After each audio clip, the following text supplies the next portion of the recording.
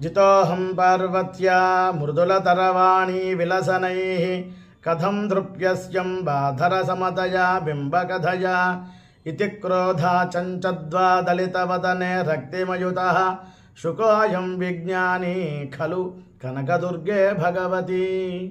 శంకర భగవత్పాదుల వారు భూమి మీద నడియాడుతూ ఉత్తర దక్షిణ యాత్రలు చేశారు. విజయవాడ వచ్చారు. కనకదుర్గ అమ్మవారి గుళ్ళో కనకదుర్గానంద లహరి అనేటువంటి శతకాన్ని వ్రాశారు.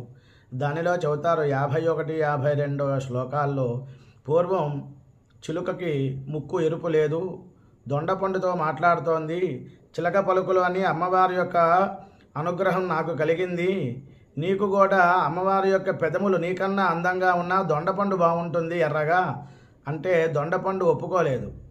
అహంకారం వలన అమ్మవారి యొక్క పెదములు అంత ఎర్రగా ఉండవు, నేనే ఎర్రగా ఉంటాను అని.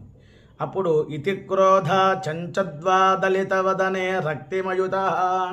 అప్పుడు చిలుక ఆ దొండపండు యొక్క దాన్ని పొడుస్తూ ఉంది. చెంచ అంటాం కదా, చెంచత్వాదలిత మాటిమాటికి పొడుస్తూ తీస్తూ ఉంది.